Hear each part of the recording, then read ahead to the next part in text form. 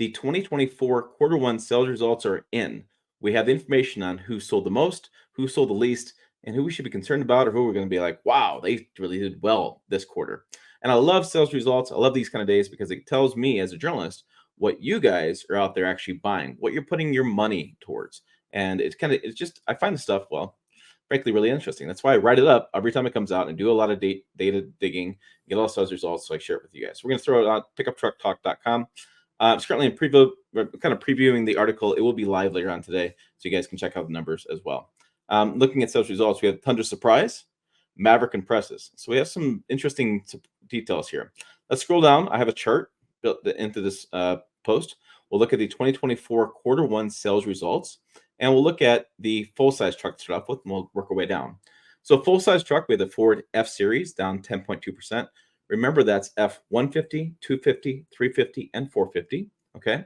Now, it's down 10.2%. I'm not that concerned about that number, and you shouldn't be either, because there's a new Ford F-150 coming out, and Super Duties are starting to arrive. So both of those trucks got hit hard by the UAW strike, and we'll see those numbers start coming back up as more inventory starts hitting dealer lots. We also next have the Chevy Silverado. It's kind of flat year over year. Same idea. UAW strike. We have the impact of that still in quarter one. That strike ended end of quarter three, so it just takes a while for things to get back rolling. Nothing really new for Chevy Silverado this next year. Just small changes, and so I don't expect those numbers to make that big of a difference as far as overall sales growth. Ram truck was down 15%. Again, I'm not too concerned about that. UAW strike hit them as well, but also we have a new Ram 1500 coming out. There's a new Ram 1500 RHO, and the heavy duty should come out this year. Plus, the plug-in hybrid version of the Ram truck should be out at the end of the year. So this is a big year for Ram truck. I would expect these sales numbers to be what they are because people are going to start looking at what they're doing, what's new before they buy the prior generation. So again, exciting news. If you're a Ram truck fan, I'm buying one this year. I want to see what's going on with them. First time I've owned a Ram. I'm just really excited about that. Really? Yeah, I am. GMC Sierra comes in about fourth. Like GM, they like the Chevy Silverado, they're flat year over year. I will point out those will always say, why don't you combine GM truck numbers together? Other outlets do it. I don't, because this is the way they report the numbers to me and I report them to you. So I'm not going to massage and put my own take on it. Those are the numbers that they put out in their sheets. And they separate Chevy from GMC. The Toyota Tundra comes in towards the bottom of the list, number 4. 1, 2, 3, 4, 5. Number 5. I got to count here. Big increase in sales, up 27.6%. I think that's really related to getting more inventory out there. They've made a few fixes to the truck. There were some issues with the 2022 model, so now we have a refresh kind of model coming out in 2020. But they made some changes in 2024, colors and packaging. So they've made some improvements. They keep continual improvement, and now that San Antonio plant is only building the Tundra and Sequoia, I anticipate those numbers to be upwards next couple of years as they get more production going and as they get more kind of the fixes, some of the things that truck and more people buy it. The last is Nissan Titan. It's up 2.6%. I'm kind of just shrugging my shoulders because that truck is discontinued for this 2024 model year. People are buying whatever's on the lots, and Nissan's pushing out whatever inventory they have as far as parts. So I expect that number to start going down, and eventually it'll fall off our chart in a year or so. Mid-size truck sales. These are pretty interesting results. We have the Toyota Tacoma was down huge, substantially. Well, a new model's coming out, and they're just kind of blowing out the existing inventory. The new model is slowly getting in people's hands, and we haven't even seen the hybrid version of the Tacoma yet. We're seeing a few people starting to have some build information. I've seen a little bit on Facebook, but still we don't have any. They're still ramping up, I should say. So I expect those numbers to rebound quickly as the Tacoma production starts really getting going. Nissan Frontier was up 14%, which I think is a really interesting number to be up 14%, because the Titan was up a little bit too. So I'm just wondering what's going on in the plant. Maybe they're starting to build more Nissan Frontiers. Maybe customers are wanting more Nissan Frontiers because it's the only naturally aspirated engine besides the Gladiator and Honda Ridgeline. The Tacoma, Colorado, Canyon, and Ford Ranger are all gone turbocharged. So that could be part of it as well. I just think it's interesting. I'll wait to do more commentary on that. Just let's see how that number works out.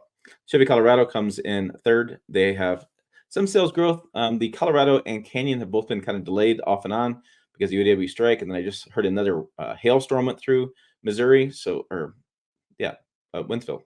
Near the plant. So It's interesting sales results, and they need to build some roofs over there for the hail damage. Jeep Gladiator comes in kind of down a little bit, down 4%. Really, the only thing new with them is some Baja off-road racing versions and things, some more expensive versions of that truck. I'm just not. I think it's going to be flat year over year. I'm not seeing a whole lot of excitement behind that currently. I think Ram is doing a lot of stuff, and it seems like Jeep is kind of trying to figure things out. Honda Ridgeline comes in with a down 14.8%. They're kind of holding steady at that around that 12,000 mark. They've been that way for quite a few years. Nothing really new with them. There is, well, I guess the HPD, the off-road version, but they just kind of keep going. Nothing, as far as exciting. I think they can hold that steady spot. GMC Canyon comes in up a little bit. They'll be up and down as they get more production going. Ford Ranger sees a massive drop, huge drop. Well, a new Ford Ranger is coming out, and it's really a lot different than the prior generation Ford Ranger. So I expect those numbers by the end of the year to come back, and we'll have a more competitive midsize truck segment. Looking at compact truck sales, the Ford Maverick was up 81.9%.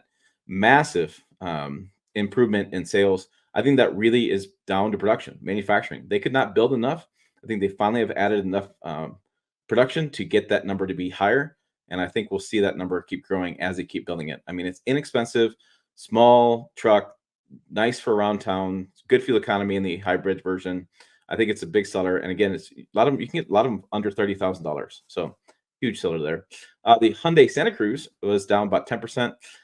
They've upgraded their XRT version with tow hooks, which was basically the result of Jill and Kristen Shaw's Rebel Rally stuff. So if you remember, Justin Mello, managing editor, did a Rebel Rally, and they took information from them and they added tow hooks and other things to the XRT, the off-road version, based on their feedback. So that's kind of exciting.